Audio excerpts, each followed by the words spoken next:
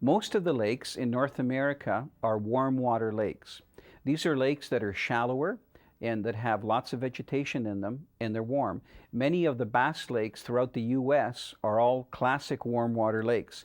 And even in certain ranges of southern Canada, there's an abundance of warm water lakes.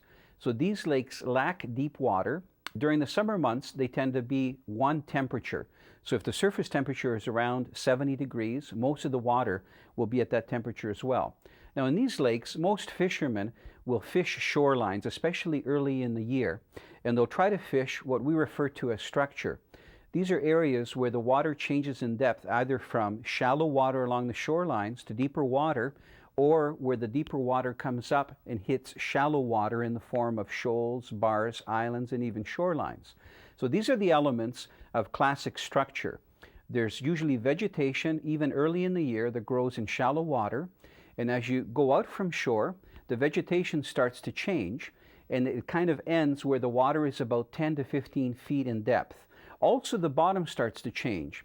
Normally, the bottom around the shoreline is silt bottom and soil where the plants can grow. But as you get further out into water that's 10 to 15 feet in depth, the bottom changes to a hard rock structure, therefore there's no vegetation. In most of these lakes, there's usually a first drop-off around 10 to 15 feet, and then gradually as you go out further, there is a second drop-off, which is next to the main lake basin. And in most of these warm water lakes, the maximum depth is anywhere from 20 to 30 feet. So structure is a key element when you're trying to locate fish. One of the best ways to fish the shoreline structure is to cast lures out that you can control the depth of. Here, for example, is a number 11 original floating rapala, and we've cast it right up to the shore. You can see the trees that are in the water. We're also covering an area that's got rocks.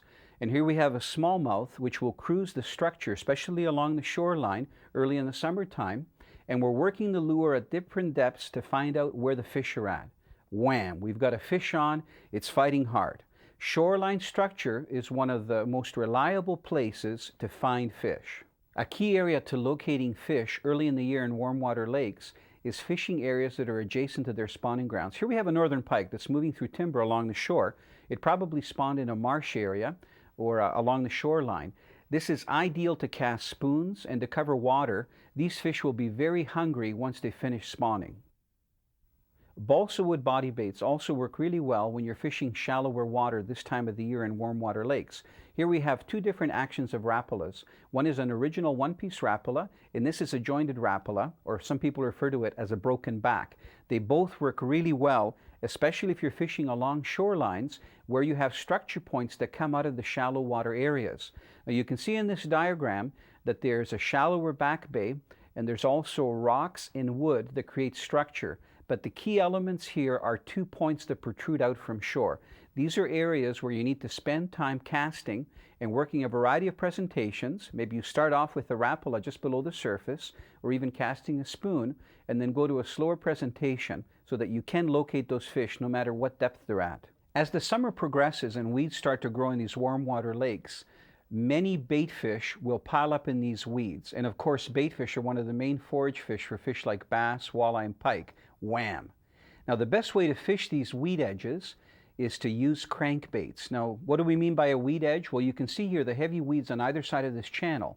And this is where you can use a variety of lures. If you're going to fish in the deeper water, a crankbait will work well, cast right along the edge of the weeds.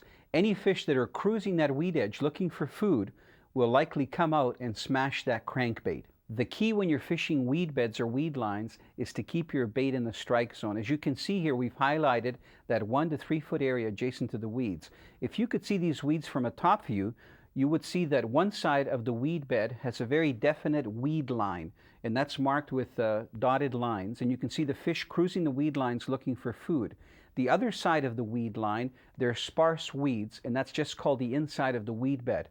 So both those areas are patrolled by fish, and they're key areas to locate fish in a warm water lake, especially in the summertime.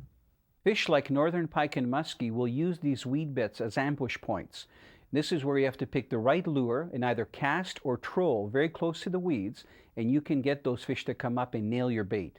Besides fishing weed beds, Fishing deep dropping shorelines, especially if there are trees, submerged trees, are key areas to fish in the summertime.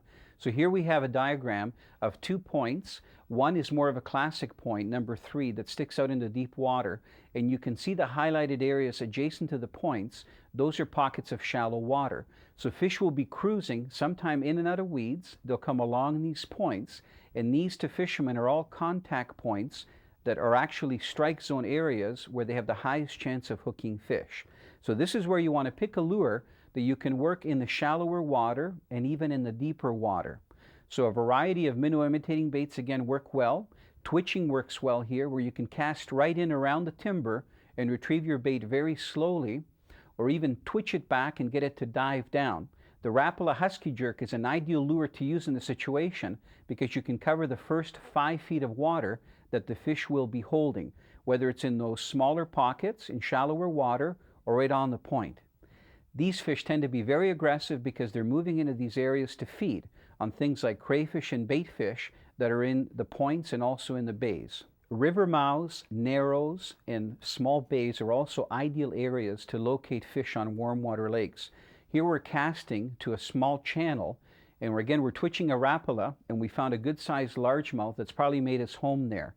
So these areas are key areas to catch fish throughout the summer months because they provide cover for the fish and also lots of food. Nighttime is also a good time to fish many warm water lakes, especially for walleye. This is when walleye will move from deeper water that we're showing here, structure, and they'll move up close to the surface into shallow water during low light and become very active. So even though you're fishing in shallow water at night, you control very closely with your baits to get them to go right above the structure. And even though you're fishing for fish in shallow water, it's important to use lures that will go down to where the actual bait fish are on those shoals. So here, the fishermen are picking a shad wrap, and they're fishing it right on top of the shoal under low light conditions and hooking good-sized walleye. Some of the biggest walleye in North America are caught with crankbaits fishing at night over very shallow water structure. In summary, when you're fishing warm water lake, here are the main points that you have to keep in mind. First of all, it's the time of year. In many of our Canadian lakes, we have 4 definite seasons. And if you are fishing during open water season, the conditions can really vary. For example, early in the year, definitely stick to shorelines and fish the structure that's immediately out from the shore and any points that protrude out. Remember to fish those areas close to where the fish have spawned. If they were walleye, fish areas close to river and stream mouths, and also fish shorelines that have a northwest exposure, because those are going to be areas that the fish will have used weeks or months before to spawn, and they'll usually hang around in those areas before moving into the deeper parts of the lakes. Rocky shoals and points are always good areas to try fishing. That's where you have to use lures that will enable you to fish shallow and deep at the same time. As soon as the weeds start to grow and you get well-developed weed beds, make sure to use crankbaits around the well-defined weed edges and also fish right inside the weed beds where there's sparse weeds. And don't forget to try those bays, narrows, and river mouths in midsummer because they're ideal areas to catch large fish that are holding there because of the cover and the food available to them.